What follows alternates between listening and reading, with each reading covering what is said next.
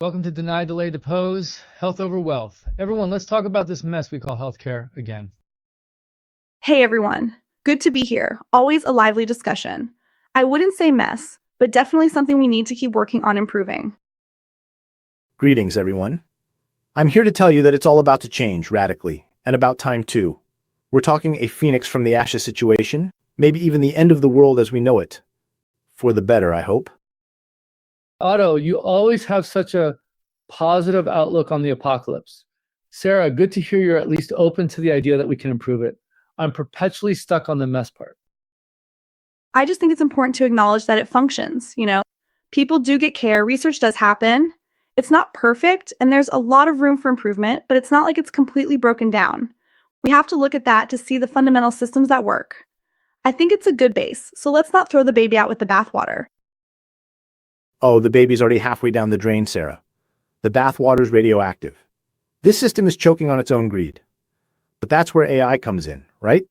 We're on the cusp of using AI to completely revamp claims processing, supposedly making it faster and more efficient.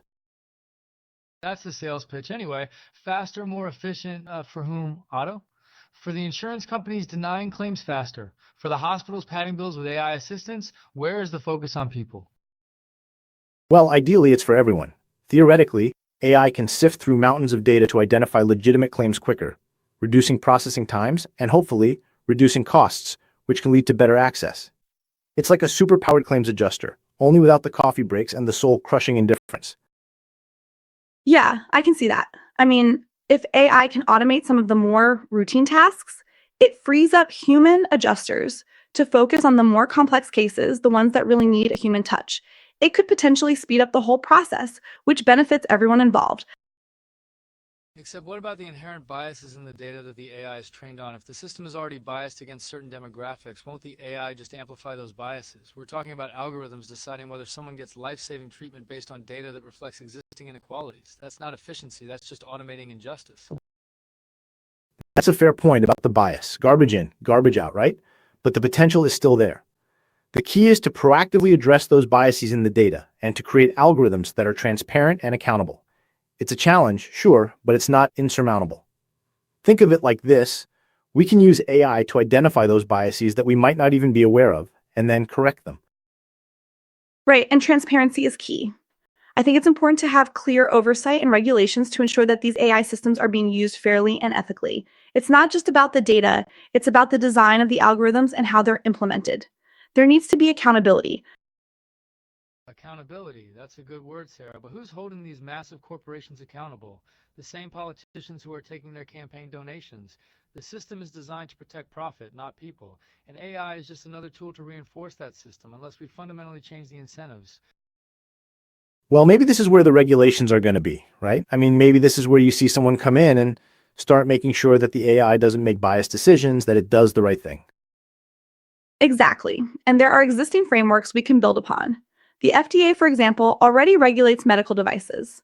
We could adapt those regulations to include AI-powered diagnostic tools and treatment algorithms, ensuring they meet certain standards of accuracy, safety, and fairness. But those regulations are always playing catch up, Sarah. The tech moves so fast, and the corporations have armies of lawyers and lobbyists to exploit every loophole. We need a more proactive approach, something that prioritizes human well-being from the outset.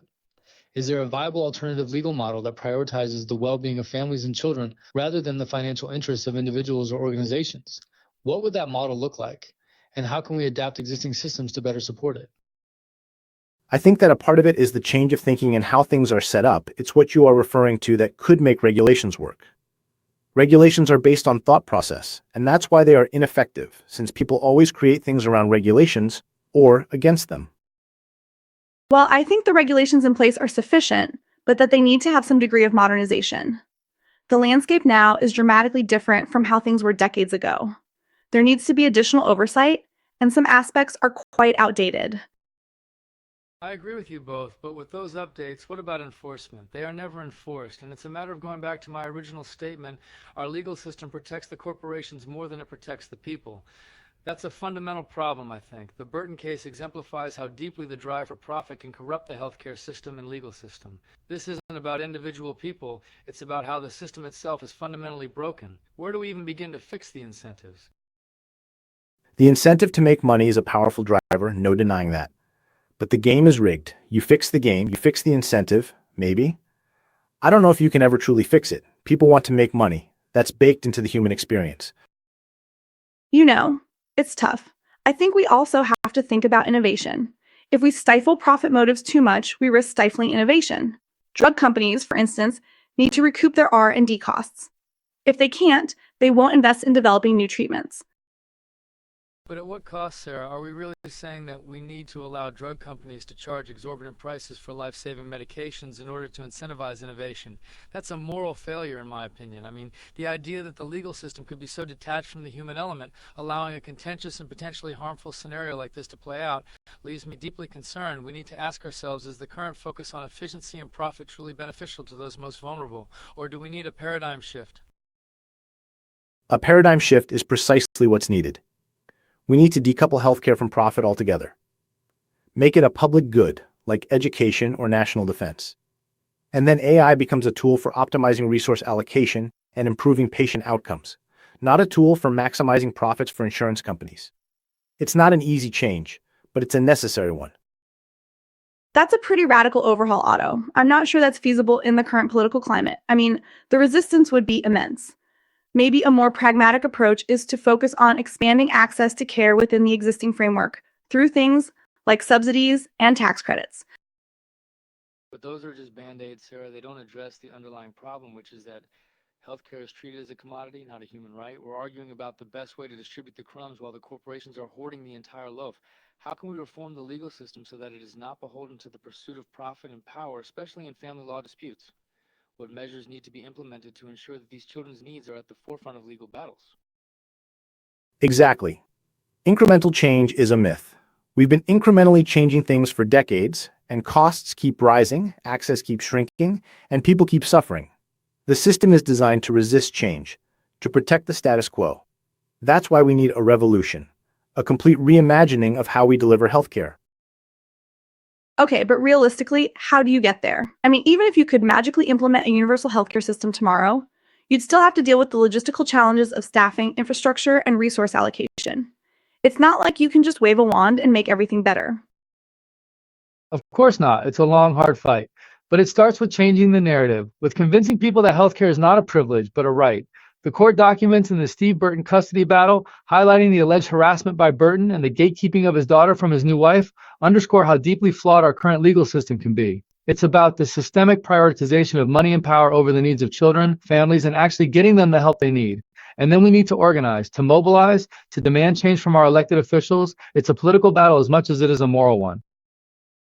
And AI can actually help with that, right? We can use AI to disseminate information, to organize protests, to hold politicians accountable. It's a powerful tool, if used correctly. It can bring all of this information to the masses and start pushing them to make the right decision for themselves. I'm still wary of the potential for misinformation and manipulation. I mean, we've already seen how easily AI can be used to create fake news and propaganda. We need to be very careful about how we use these tools, and we need to educate people about how to spot fake information. That's why transparency is so important. We need to know who's behind these algorithms, what data they're trained on, and how they're being used. The Trump administration's new restrictions on press access at the Pentagon seem like a deliberate attempt to limit transparency in healthcare and in the workings of the military. This is a serious blow to public oversight and potential for real progress. Without transparency, we're just blindly trusting these corporations to do what's right, and history tells us that's a recipe for disaster. And think about the implications for healthcare access in rural areas. AI-powered telehealth could be a game changer, bringing specialist care to people who otherwise wouldn't have access to it. But only if it's accessible, affordable, and doesn't rely on biased algorithms. Telehealth definitely has potential, but it's not a silver bullet. You still need to address the underlying issues of poverty, lack of education, and limited access to technology. You can't just beam a doctor into someone's living room and expect them to suddenly be healthy.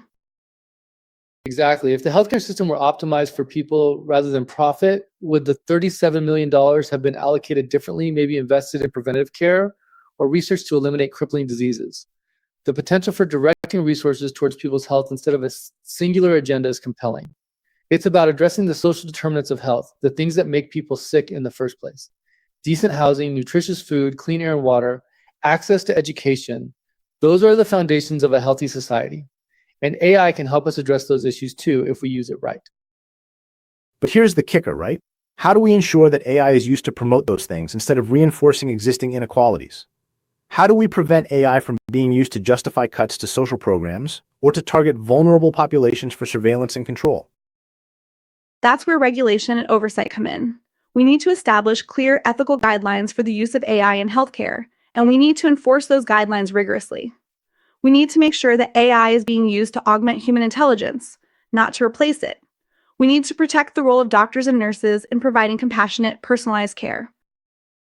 And we need to be wary of the seductive promise of efficiency. Efficiency for its own sake is not a virtue. If efficiency means denying people access to care or perpetuating existing inequalities, then it's not worth it.